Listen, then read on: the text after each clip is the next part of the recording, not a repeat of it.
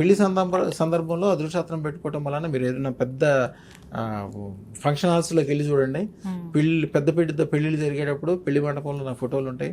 వాళ్ళ 3 పిల్లలు 2 కొన్ని ఏరియాలో అయితే తాళిబొట్టు లేకపోయినా పర్లేదు అదృష్టరత్నం చేతికుండాలంటారు. అసలు అదృష్టరత్నం అనేది ఒక సాంప్రదాయం. ఇప్పుడు ఎంగేజ్మెంట్ అప్పుడు అదృష్టరత్నం పెడతారు కదమ్మా, యాక్చువల్గా ఉంగరాలు మార్చుకోవటం కాదు, అదృష్టరత్నం పెట్టుకోవటం. అది అదృష్టరత్నం ఎదురు రోజుల్లో పూజలు యజ్ఞాలు చేసి ఒక 2 సంవత్సరాలు 3 సంవత్సరాల ముందు నుంచే తయారు చేసి రెడీగా ఉంచేవాళ్ళు. ఇప్పుడు అవకాశం లేదు కాబట్టి మా దగ్గర ఉంది, వేరే వాళ్ళు ఎక్కడా లేదు. భారతదేశంలో కూడా నాలాంటి వాళ్ళు 10 మంది ఉంటారు అంతే. ప్రపంచంలో ఎట్లాంటి వాళ్ళు ఎవరు లేరు కాబట్టి అది ఏదో బంగారమో ఏదో పెట్టి చేసుకుంటారు. మళ్ళీ పెళ్లి తర్వాత కూడా ఇబ్బందులు ఏర్పడటానికి అదే కారణం. అది పెళ్లి ఇదే సందర్భంలో ఆ విడాకులు గిగడాలు అవ్వద్దు, మంచి పిల్లలు ఉండాలి, మంచి సంబంధం ఉండాలి, కుటుంబం బ్రహ్మాండంగా పెరగాలంటే ఎంగేజ్మెంట్ టైంలో 2 భార్యకి భర్తకి అంటే ఆ పెళ్లి కూతురికి పెళ్లి కొడుక్కి ఒక 2 అదృష్టరత్నాలు పెడితే 2 కుటుంబాలు బాగుపడతాయి, వీళ్ళిద్దరు బాగుపడతారని గ్యారంటీ ఉంది.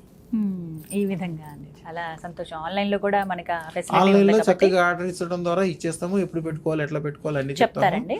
వాళ్ళు కొంతమంది సైజులు ఇవ్వడానికి అవకాశం లేకపోతే అదృష్టరత్నం చేతికి వేసుకోవాలని ఏం లేదు. ఎంగేజ్మెంట్ టైంలో కూడా మెడలో లాకెట్లో వేసేసుకోవచ్చు.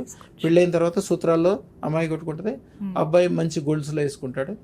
తర్వాత అద్భుతంగా ఉంటారు కానీ ఎన్నైనా చేసుకోవచ్చు, ఎన్నో చేయొచ్చు. చాలా చక్కగా వివరించారు.